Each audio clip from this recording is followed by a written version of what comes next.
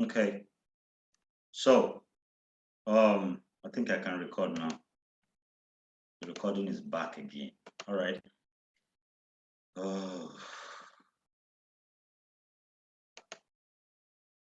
Okay, you can see the screen. I think I'm seeing Mrs. Deshe. Mr. Deshe, can you hear me clearly?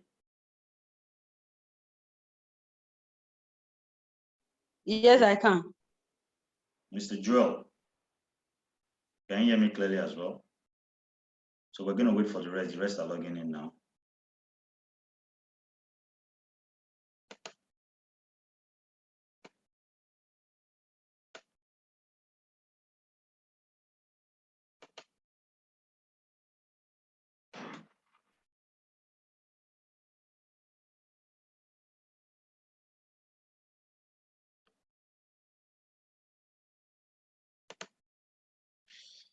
Okay, now that the record came back, let me just rephrase again from this place so people who are just joining us can actually have an understanding of what we're doing.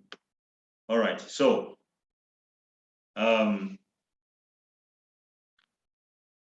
we're actually at the advanced. This is chapter 3, okay?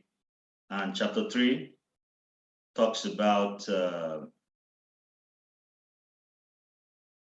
introduction to the advanced computer hardware. All right, so we've gone through that. Then we move to how to boot the computer. How to boot the computer. That's the place we are now. So there's a short video that has been played, which I don't think I want to play it again. Now, this short video talks about the BIOS UEFI of a computer system. Now, the BIOS UEFI of a computer system is like a graphic environment where all the settings of your system can be set. Okay? So on your own, you can play this video from your own environment, but I'm going to go straight to the explanation of what POST means, what BIOS means, and what CMOS and UEFI means. Now, a POST, when a computer is booted, the basic input-output system, that's the meaning of BIOS, okay, performs what they call an hardware check. For example, we finish assembling the computer and you power it on. When you power it on, what takes place immediately is called POST, which is post. And it's taking place basically because you have boot the computer, it's going to check the basic input and output system of the computer. That's what happens. Okay? This check is called power on self-test. When you power it on, it's going to be checking all the hardware, check everything that you have connected, and give you reports. So the report that is giving you is what we call a POST. So notice how the computer checks whether the computer hardware is operating correctly or not. So if a device is malfunctioning, an error or a beep code alerts the technician of the problem. If there is a hardware problem, a blank screen might appear at boot up, and the computer will emit a series of beeps. So what are they trying to say here? That when you have a problem as an IT technician on your computer system, it will display. You will have a blank screen showing that there's a problem. Now, apart from the blank screen, there's what we call a series of beeps. There's a beep sound that comes. Now, when your beep sound keeps coming, that means there's a problem. But those beep sounds are not just coming for no reason. They have their codes. They call them beep codes. So we're going to see some of the codes and how the codes is being, how you can use those beep codes to identify the problems you have on the computer. So a BIOS manufacturer use different codes to indicate hardware problem. All right. So figure 2 shows a chart of common beep codes. These are the common ones. However, some motherboard manufacturer may use different beep codes. So anytime you buy a motherboard, please always keep the manual. because in case you have problem with the system, you need to go to that manual to see what configuration was actually used to create the motherboard. So, however, motherboard manufacturer may use different bit codes. Always consult the motherboard documentation to get the bit codes for your computer. So that's what they're trying to say.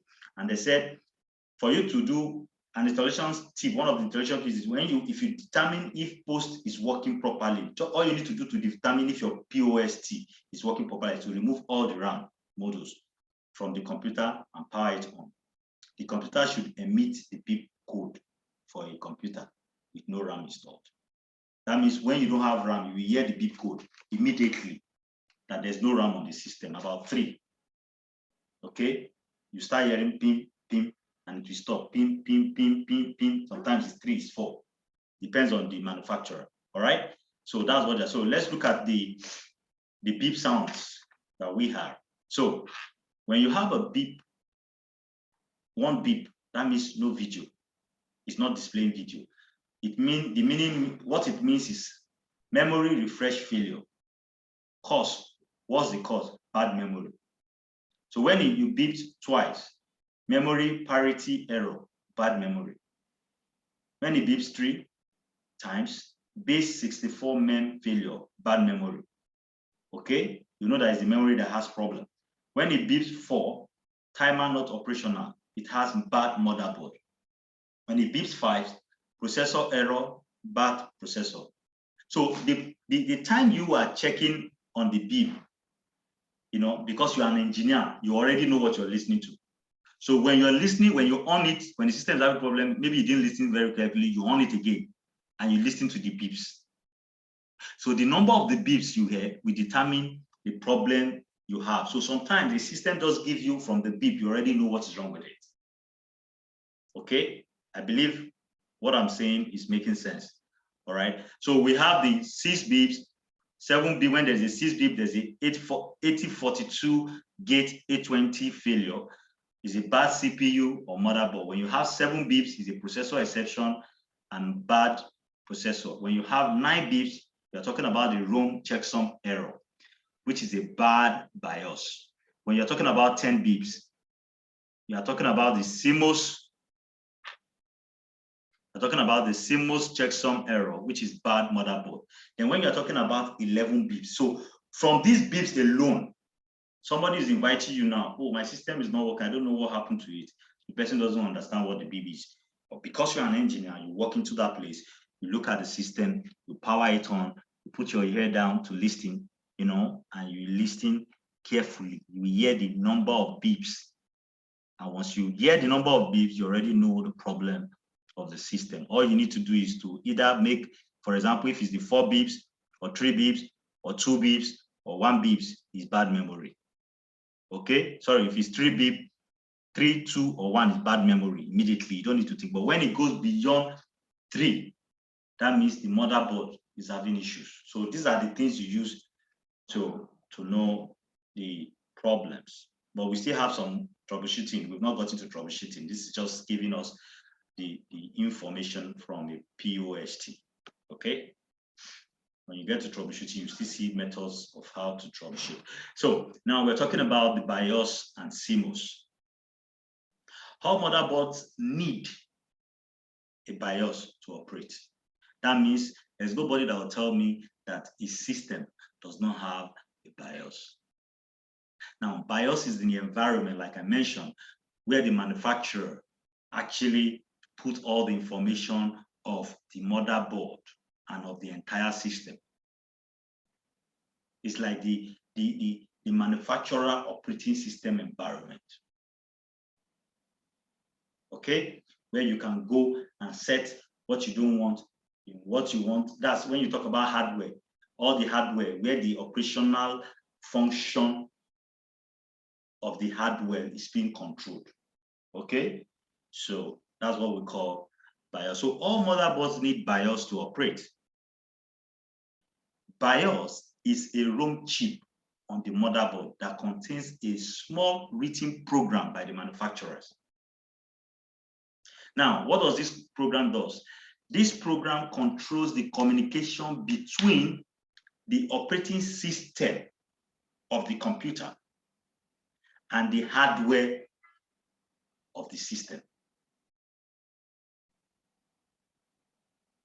When we get to operating system again, you will understand what I'm saying. Okay? Your Windows. How does your Windows understand what is happening? There is what we call operating system. So BIOS is a program written to allow operating system and the hardware of the computer to communicate. Without BIOS, operating system and the hardware of the computer cannot communicate. When we get to the operating system properly, because operating system has its own full topic, you understand more of what we're discussing right now. So along with the POST, BIOS also identifies which drives are available. That's one. It identifies which drives are bootable, how the memory is configured, and when it can be used, how PCIe, which is the PCIe, how are they going to be used? The PCI expansion slots are configured. How SATA is the connection of the hard drive and the CD-ROM, and the USB ports are configured. How are they configured? Motherboard power management features. This is what the BIOS does. This is what it does. The program is written to make sure the functionality of the operating system and the communication between the hardware and the operating system is flowing properly. Then the motherboard manufacturer saves the motherboard BIOS setting in a complementary metal oxide semiconductor memory. So all those programs they've written, all the BIOS setting and everything they've written is always stored in the memory of CMOS. They call it CMOS. Now, a CMOS also has its own battery, which we're going to see now. When a computer boots, the BIOS software reads the configure setting stored in the CMOS to determine how to configure the hardware. So the BIOS settings are retained by CMOS using a battery. That is how they retrain it. Because if your battery is not there, anytime you power off and power on, your system will reset to the default setting of the BIOS. But because of the battery, when you set it, okay, instead of it to go back to the default setting means the original setting that the organization put on the BIOS. So, which is stored in the CMOS. So by the time the battery is not there or the battery is having issues. So if you've seen a system where you set a time, you go, you power the system, you on it again, the time has reset again. Just know that the CMOS battery of that desktop or that laptop is bad. You have to change it. That is why the time keep resetting to the default setting. Because normally, because of your CMOS is working, anytime you set your time should be set with, even when the system is off, the CMOS battery keeps working. That is how it's being configured. So note, now when they said the BIOS settings are retained by CMOS using a battery, such as one shown in figure 2. So let's look at it. That is it. That is the CMOS battery. Okay? It is the fastest way to reset a computer without speaking too much English or trying to. Just when you get a system is having issues, just take out this CMOS battery, on the system back, put it back, and on the system back. The system will reset to the original setting, and you can configure it back again and continue. The person will continue with whatever problem he has, because most times. Yeah, Mr. Shola, sorry. Yeah. If you remove the CMOS battery and the system resets, is one not going to lose data, information on the system? No, you're not going to lose data, because what you are dealing with the hardware. You are configuring the hardware of the computers. That is what the work of the CMOS. It doesn't come to your applications. We've not gotten to applications now. We are dealing with the hardware. You know, we have what we call the hardware, we have the software, right? Hardware has its own. Hello, sir. Hello, Sashala. Hello, I can hear you. Hello, yeah. So does that mean removing the battery, that's resetting to CMOS does not format the hard disk? It does not format hard disks. It does not, it's just controlling. The only thing it does is, okay, let me give you an example. I bought 2 hard drives. I want to give you an example of a CMOS, how it works. When I installed everything, the team told me I have 2 hard drives, and one of my hard drive is the default booting. That means is the primary boot of when you on it. You know, I have 2 hard drives there, but I want my first hard drive, which is the C drive, to be the one that is booting, and that is the one I want to put the operating system of the software. Okay, so when I come to CMOS, I control and set the CMOS how I want my display to be, how I want my operating system to be able to function with my hardware. That is not the default setting. Now, if I now, let's say when I now power the system, I've already made a mistake where I made the C drive to be the primary, whereas the owner of the company says, I want the D drive to be the primary. Now, I've already set the C drive. So the only way for me to reset it, if I can access, or let me put another example so you understand. When a system is passworded, most time, when it's passworded, okay, the easiest way to break that password from that system is through the CMOS battery. A lot of people don't know that. Now, when I talk about the system, I'm not talking about the operating system. I need you to have an understanding of this. When I talk about system software is talking about, when I'm talking about the system stuff, the CMOS system software, I'm talking about the manufacturers themselves. For example, Sony TV. When you on Sony TV, you've not put DVD, right? You've not put your DVD to watch. But Sony TV will still display Sony and give you some English language and all that. There are some now that they'll even put one music will be playing. You've not put DVD yet. But just for you to on your DVD, you will see Sony display. I don't know if I'm communicating. Now, that moment that Sony is displaying, you have not put any DVD. So where did the Sony come from? The Sony came from the manufacturer, and they stored that information of that Sony or whatever information they stored there, okay, for you to have that display is being stored in the CMOS of the hardware. So it is only when you now put a new disc, which is the movie you want to watch, you can now display the movie you want to watch, which is, that one is the video that's been recorded. But from the manufacturer itself, so if you buy a laptop for the first time, there is no operating system on the laptop.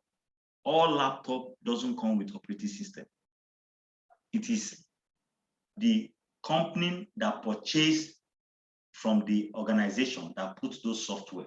So when you buy a computer, most times, that's why a lot of people buy what they call non-DOS. They call it non-MS-DOS, non-MS-DOS. That's no operating system on it. There's no operating system. They buy it. So when you buy it, they will not put whatever operating system. You know, before now, what Microsoft does is this. It partner with HP. It partner with a lot of organizations. That's directly from the vendor. When you are buying a new laptop, your laptop always comes with 1 year Microsoft license key. But after a while, the Japanese, the Chinese, they started having different operating system. They started having, which is what we're going to see when we go to the operating system. They started having Linux. Google too said, I want to have my operating system, Android operating system on a laptop. Mac Mac OS have its own hardware with its own software. Then we had other organizations, Linux, Ubuntu Linux too, said they want. So after those 4 operating systems came on board, Microsoft could not have that priority it used to have. So when you want to buy a laptop, you now find out that there's a laptop that is sold with Android. There's a laptop that is sold with Ubuntu. There's a laptop that is sold without no operating system. Now, at that moment, that doesn't mean you cannot power up your system because there's no operating system. You can power up your system. The moment you power up your system, you follow the instruction is because there's a CMOS chip. There's what they call a BIOS, which has been configured to see all the hardware on the computer system. It sees all the hardware on the computer system and give you records even before you proceed to the operating system. All right, so that is actually how it's being functioned. All right, so now let me explain another thing that will make you understand what I'm saying. Let's look at the desktop. You were there when we were assembling those desktops, when he was assembling those desktops. Now he has assembled all those desktops now. There is no operating system. But that doesn't mean the computer will not power on. That doesn't mean we will not know the number of hardware, the number of, so when you click on it, you want your system will power on. That moment when your system is powering on is what we call the POST. Now, when you power on, the operating system that is allowing the communication of your system to even power on is what we call the BIOS, which is stored inside the CMOS battery. So now the manufacturer had made the date of that software to read 2nd February 2022. That is the default. Now, when you bought it, you've configured it, you've put your own date, because the day you bought it is not the same date that is showing there. So you've put your own date, set up your own date and everything. The moment you set up your own date, the system is supposed to continue functioning with the latest date because there's a CMOS battery in there. Now, if somebody now comes and want to clear your date, you want to reset it back to the date, all you need to do is to remove this battery you are seeing on the screen.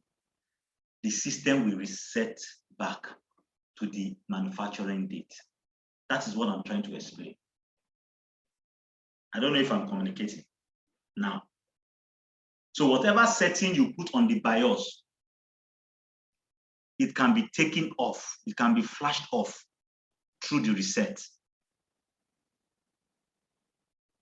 All right. I think we can always ask questions. So let's move to the environment, which is the latest environment everybody sees today. Okay, so Mr. Shola, I want to get something straight. So if I'm using a Windows system right now, so I can actually uninstall the OS and install whatever OS I want. Yes, you can install, you can use whatever OS you want. If you don't want Windows, you can take off Windows and put Linux. If you don't want Linux, you can put Android. You can take off and put Android on your laptop. It's all right. So that is how it is. Because when you buy the system directly. It's always plain, no OS on it, which is what we're going to see when we're doing the practical. Because when you assemble that computer, there will be no OS on it. You are the one that will use your hand to put the OS. You install the OS just the way everybody install it in the factory. Okay, so that is how we're going to do that when we're doing the practicals. So let's continue with what we have.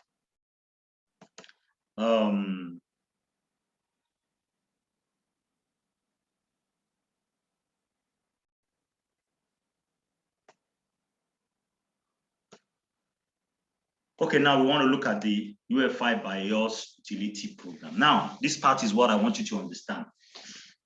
Before now, there was no UEFI BIOS. UEFI BIOS is an higher upgrade of a BIOS. Now, the organization now looked at it, okay, you know what? A lot of people just go into our BIOS and do our settings and do this and do that. We don't want to give them that environment. Let's create an environment that is attractive. Let's create an environment that when they're on the system, they're just going to see beautiful environment and information straight up. That means they make it more graphical. So that's why they created the UEFI. Now let's look at what UEFI does. Most computers today run Unified Extensible Firmware Interface. That's what they call UEFI. Firmware means manufacturer. Okay? Firmware interface. All new computers with UEFI. Okay, I'm going to give you an example of this. You see all those laptops you see that they buy. They'll tell you that laptop cannot run any OS, that the OS is already on it. You can't format it, you can't do this. Do you know why you can't do that? Because the UEFI has made you believe that you cannot go beyond anything they've created for you. That is the work of a UEFI. But as an IT person, somebody bought a laptop, and when he bought that laptop, the laptop the laptop came with a crazy Windows. Now, when I mean a crazy Windows, you can only use that Windows unless you're on internet. That is how they design it. And the lady was like, how can I be on internet to use my laptop? That's crazy data. All right? And she brought the system to me, and I said, okay, I understand. Because I understand the UEFI BIOS environment, I said I understand what they've done. They've programmed your UEFI BIOS environment that your system, your operating system, can only see that software. What I can do is to go to that BIOS and disable it. Once I disable it, I do the disable, I can install any other operating system which is not online. And that is what I did. And by the time I did that, she was able to use an offline operating system without connecting to internet to use the system. How can you want to use MS Word? You need internet. You want to do this, you need internet. Everything you want to do on the computer, if you have not connected to internet, you cannot work. Because Microsoft actually made HP to do that particular laptop because they want everybody to be online. Okay, let's move on. All new computers come with UEFI, which provides additional features and addresses security issues with legacy BIOS. That's what they're talking about. You may see BIOS UEFI when booting into your BIOS setting. This is because Intel chips currently support backwards compatibility with legacy BIOS system. However, by 2020, Intel will end support for legacy BIOS. For more information on you can do the internet search on this issue. Okay, so that's what they're saying. Intel, after a while, Intel stopped it because they were losing market. Android was booming. They were losing market. Okay, so they looked at, why are we going to allow, people not have access to their CMOS their BIOS? Because that's what they did. That UEFI, what it does is to lock down your BIOS. So the only thing you'll be seeing, like this one now, imagine you're owning a computer and you are seeing all this display. No place to edit, no place to do anything. You understand? Okay, so that's why that legacy was removed. So this section uses BIOS UEFI and BIOS uses BIOS UEFI and BIOS UEFI interchangeable. Okay. In addition, manufacturers may continue to label their UEFI programs with BIOS so that users know it supports the same function. You understand now? So they want you to know that it's still the same thing as BIOS. That's why they call it UEFI BIOS. So you won't get confused. But the problem is you can interchange, like they said now, they've removed that legacy. Before, there was no legacy on. That means once you buy a system, you bought the system. And that is the only way you can use it. Okay, so the section uses BIOS UEFI interchangeable. In addition, manufacturers may continue to label their UEFI programs with BIOS so that users know it supports the same function. So UEFI configures the same settings as traditional BIOS, but also provides additional options. So for example, a UEFI can provide a mouse-enabled software interface instead of the traditional BIOS screens. So, however, most systems have a text-based interface similar to legacy BIOS system. That's the former one we used to have. So a UEFI can run on 32-bit and can run on 64-bit system. It supports larger boot drives and includes additional features such as secure boot.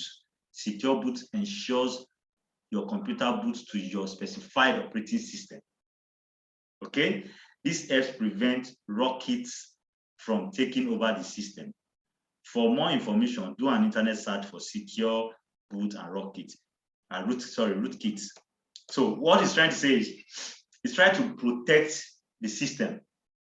That's how they design it. But as an IT person, you can always move around a UEFI, especially when it has both UEFI and legacy BIOS. You can always remove the setting. So when you remove the UEFI BIOS setting, when you boot your computer will not be booting directly into the OS that has been, put together.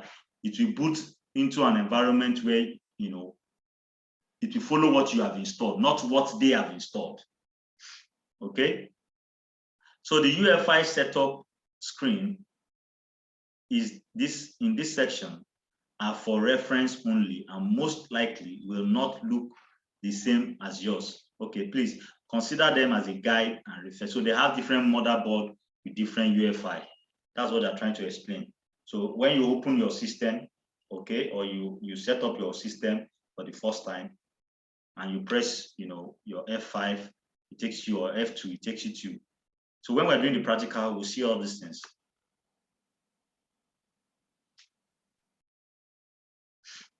So a quick one. So let's do the activity, group A, group B, group C. What performs a hardware check on the main components to check if the computer hardware is functioning properly? Group A.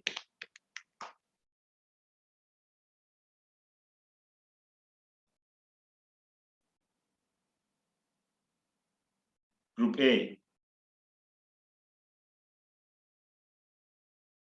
Can you all hear me clearly?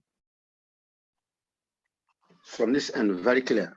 So group A, answer the question.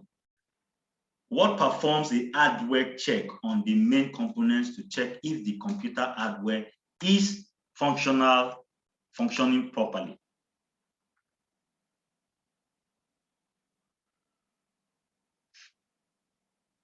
If there's no group A, let's move on. It's BIOS. BIOS, okay.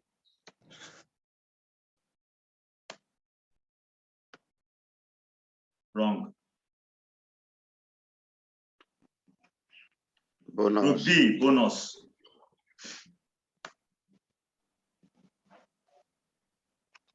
What performs hardware check on the main components to check if the computer hardware is functioning properly?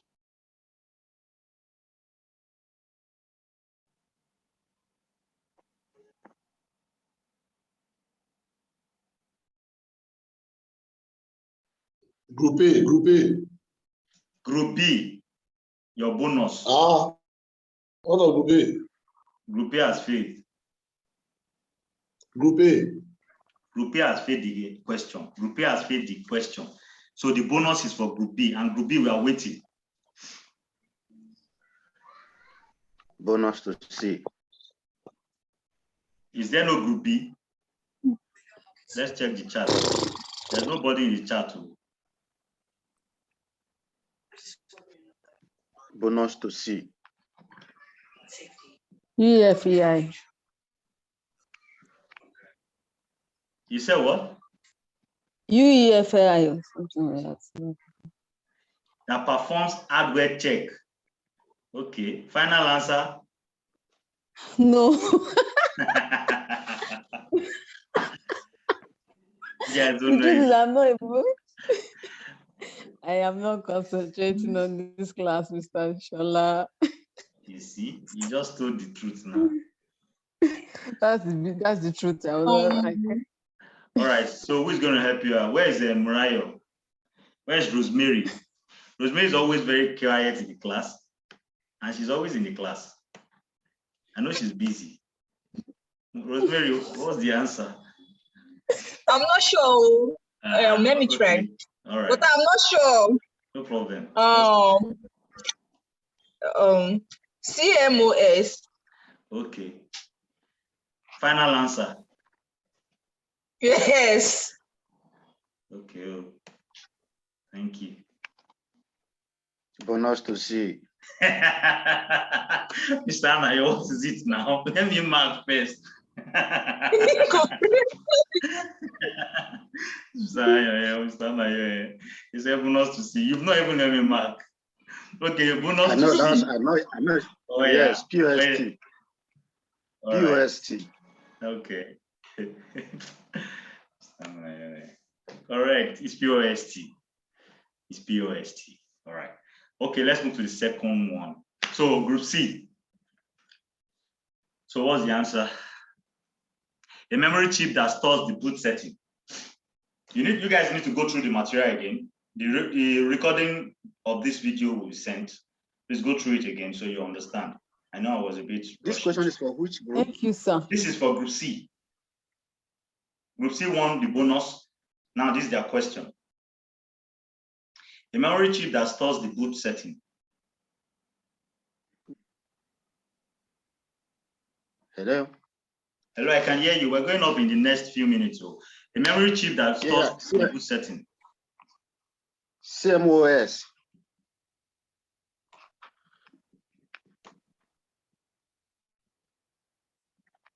Correct. So group A, a legacy system for booting computer is what? A legacy system for booting computer is what?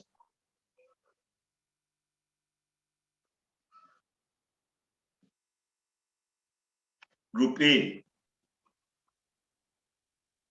Nifemi, what's going on?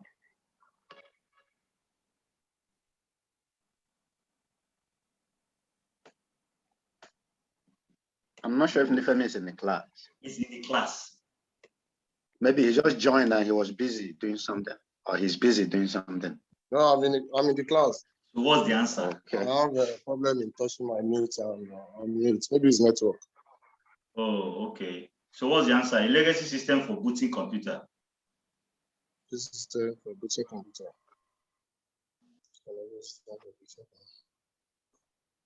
BIOS. All right. So the last one is UFI. Okay, so everyone, so this is how you still need to go through the classes. I've done the recording. I'm going to post the recording shortly. Okay, maybe before I leave the office now. Now, I want to say something. Please, it is very important to go through the recordings. All the recordings will be posted on YouTube as well. So you can go, you see all the whole chapter to this particular day available. So there's no This excuse. was the YouTube site. You said what? This was the YouTube site. No, it's in YouTube. I will share the link. I've already shared it before, but I'll share it again. I'll share the link so you can go there and go through all this. So I'm going to start the class now, and please, like I said, group heads, please talk to your team. We need to do the practical. It's getting deeper every day on the practical aspects, and we need to be meeting to get this done. Let's get the important part done. Then from there, we can relax and you can always go through your system the way you want it. But it is important you get prepared. Thank you very much. Thank you for your Hello, Mr. Shola. I'm with you. Please, is the clubhouse still existing? Are you still having meetings? Yes, yeah. I'm going to have meeting there too, but not today. This Today night, is for not today. Today is for cybersecurity. So by tomorrow, Okay. we'll